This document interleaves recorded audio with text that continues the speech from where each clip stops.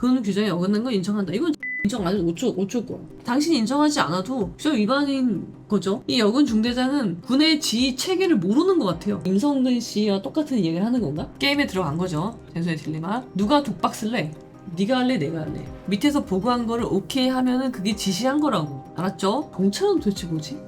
알 수 없는 사랑이 여기서도 싹 트고 있어. 뭐 여기저기 막 다 사랑해요. 이건 도대체 뭔 말이야? 왜 이렇게까지? 사랑이 꽃피는 군부대. 군에서는 죽으면 뭐 개죽음이죠, 개죽음.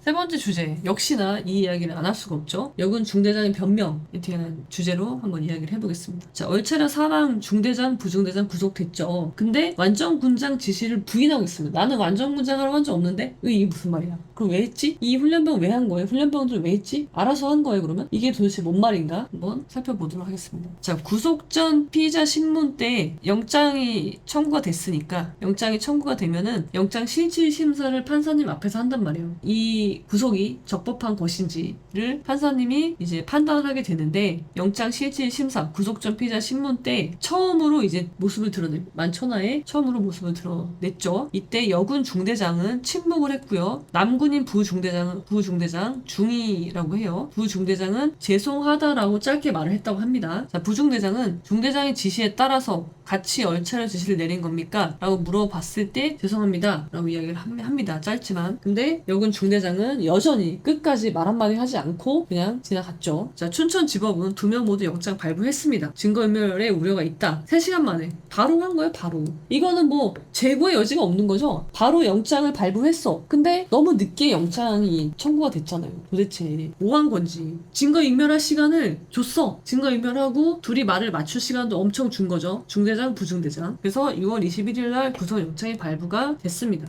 근데 이 여군 중대장이 무엇이라고 변명을 하느냐 한번 보시겠습니다. 군기훈련, 얼차려 과정에서 군 규정에 어긋난 건 인정한다. 이건 인정 안 해도 어쩔 거야. 아니, 인정 안 해도 이거는 이미 규정 위반이라는 점은 다 드러난 거잖아요. 규정이 있고 그것에 위반된 행위가 있었으니까 규정 위반이죠. 인정하고 말고가 없어요. 당신이 인정하지 않아도 규정 위반인 거죠. 그 다음에 그런데 내가 완전 군장 얼차려 지시한 거 아니야. 나 안 그랬는데? 나 아닌데? 그러면서 부중대장이 나옵니다. 부중대장이 얼차려를 주겠다고 보고해서 허락했다. 근데 훈련병인 만큼 완전 군장이 아닌 가군장으로 훈련하라고 나는 지시했다. 요겁니다, 요거. 그러니까 이제 여군 중대장은 내가 얼차려를 주겠다고 한 것을 보고한 걸 허락했어. 당연히 이거는 본인이 지시한 거와 동일해요. 아, 밑에서 보고해서 내가 결제한 건데 나는? 지휘 체계를 모르는 것 같아. 지휘 체계가 뭔지 모르나? 그게 지휘관의 지시는 그렇게 되는 거예요. 지휘관이 먼저 식별해서 이거 해. 그것만 지휘가 아니라 본인이 밑에서 올린 거를 결제해도 지휘란 말이에요. 그러니까 이 사람은요, 이 여군 중대장은 군의 지휘 체계를 모르는 것 같아요. 자, 일단 그렇게 변명 하나 했고요.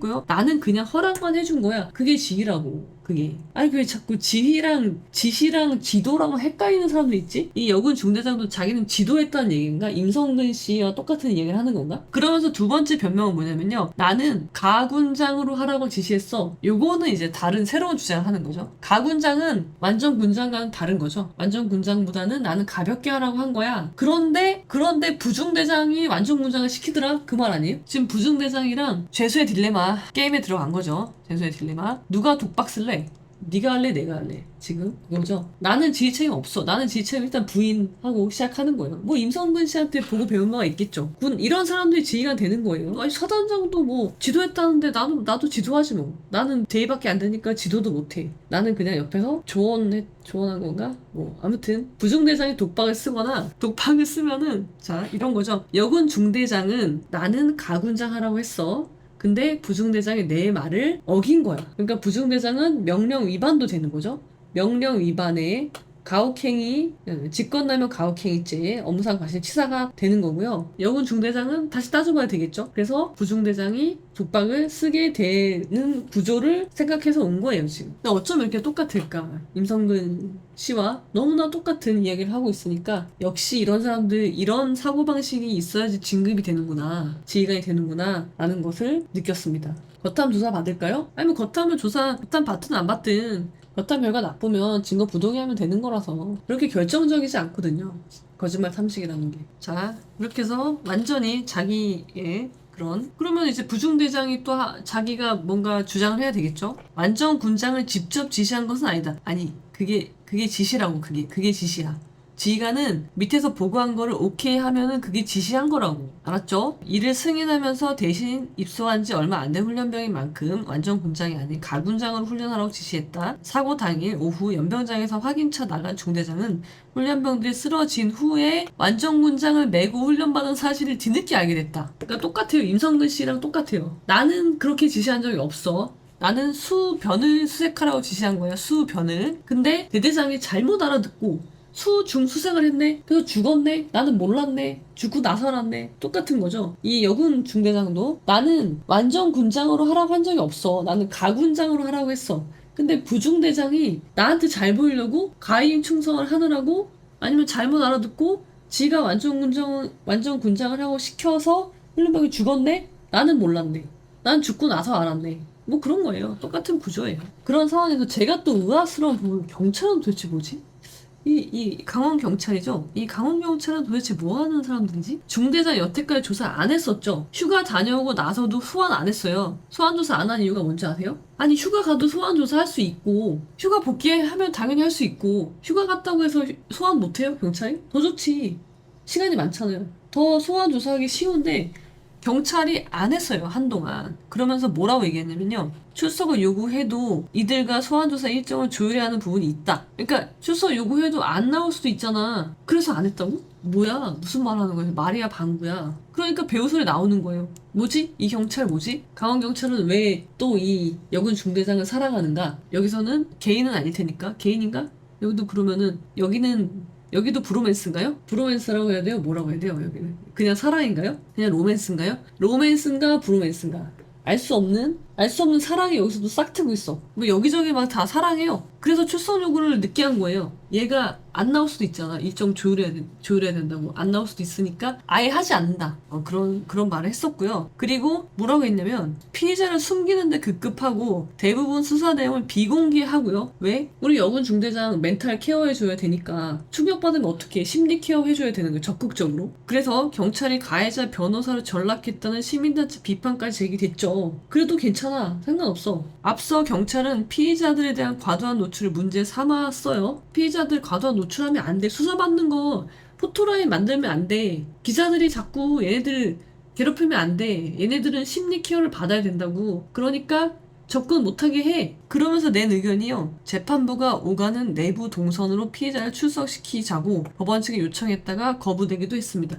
저는 이거 정말 놀랐거든요. 아니 법원에는요 판사님이 다니는 동선이 따로 있어요. 왜냐면 판사님이 피해자랑 마주하는 그 자체가 영향력을 행사할 수 있기 때문에 판사님이 타는 엘리베이터 따로 있고요. 마주치지 못하게 되어 있단 말이에요. 동선이 이제 법대가 이렇게 있잖아요. 재판정이 이렇게 있고요. 여기로 사람들이 출입을 하죠. 방청객들은 여기로 출입을 해요. 법대가 이렇게 있으면은 판사님이 여기로 출입을 한단 말이에요. 이쪽 문으로. 문이 아예 달라요. 일로 갈 수 없어요, 일반인은. 그리고 구속 피고인은 여기서 이렇게 오게 되어 있고요. 여기 이제 구금되어 있는 장소가 있죠. 피고인석이 여기니까. 이렇게 다 출입문이 정해져 있는데 여기로 온다는 건 이쪽에 엘베가 따로 있어요. 노출되어 있지 않은 판사님만 사용하는 엘베가 따로 있다고. 엘베가 이렇게 있어서 A, B, C가 이렇게 나란히 있어서 뭐 B는 판사님만 탄다 그런 게 아니라 아예 통로가 달라요. 접촉이 안 되게 되어 있어요.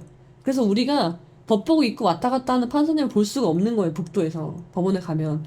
그런데 판사님이 오가는 내부 동선으로 이동을 한다? 이건 도대체 뭔 말이야. 왜 이렇게까지? 법원에서 당연히 거부하죠. 경찰의 권한도 아니고 법원의 판사님들만 다니는 곳을 얘를 이동시킨다고 거기로? 왜? 왜 이렇게 사랑하는 거야? 왜 경찰은 물론 피의자들이니까 한 명은 여군, 한 명은 남군이니까 여군 중대장만은 사랑해서 이러는 건 아니겠지만 왜 이러는 거야 도대체? 왜 이런 짓을 하는 거지? 저는 정말 이해가 안 됐거든요. 왜? 그렇습니다. 그러니까 배우설까지 나오고 있어요 지금. 근데 이런 원인은 누가 제공하고 있는 거? 경찰이 이러고 있어요, 경찰이. 그리고 이 여군 중대장님께서는요, 영장이 신청이 되니까 유족에게 연락을 하기 시작합니다. 유족에게 연락을 해서 그 전에 연락 한 번에 없었어요. 그래서 경찰이 중대장 구속영장을 신청하니까 지난 17일, 19일 훈련병 어머니에게 사죄 드리기 위해서 찾아뵙고 싶다 문자 메시지를 여러 차례 보냈습니다. 이거 이런 짓 하면 안 돼요. 그러니까 얘가 여군 중대장이 아무런 제재 없이 보직 해임도 안 돼. 직무 배제도 안 된 상황에서 휴가 따위를 보내니까 개념이 없는 거예요. 자꾸 나쁜 짓을 하게 만들고 있는 건 사실 군이에요. 휴가 승인한 지휘관 있죠? 그 사람이라고요. 보호하기 위해서는요, 휴가를 보내면 안 되고요, 귀향을 보내면 안 되고요, 보충대로 얘를 빼야 돼요. 그래야지 얘를 위한 거예요. 지금 이 여군 중대장이 천지분간 못하고 유족한테 연락을 해요. 감히. 그래서 사죄 드리기 위해서 찾아뵙고 싶다. 이런 짓을 하게 된 거는요, 이거 다 이 사람 휴가 보낸 사람 잘못입니다. 그 사람 책임이에요. 아니, 유족들 입장에서는 진정성이 없죠. 사죄 문자 보내는 것에 극심한 스트레스와 분노를 느낀다. 중대장은 훈련병에 쓰러진 뒤에 어머니와 전화할 때조차 죄송하다는 말 한 번 한 적이 없고요. 빈소에도 찾아온 적이 없습니다. 왜? 심리케어 받아야 되니까. 한 달이 다 되도록 사죄에 연락 한 번 없던 중대장이 수사가 본격화되자 사죄에 운운하며 만나자고 요구하고 있다. 이 여자 중대장은요, 이렇게 무개념으로 만든 거는요, 그 지휘관이에요. 대대장이에요, 대대장. 대대장, 연대장, 사단장, 그 위에 지휘계통들 있죠? 그 사람들 잘못이라고 저는 생각해요. 이거는요, 보충대로 뺐어야 돼요. 그게 이 여자 중대장을 위한 일이었어요.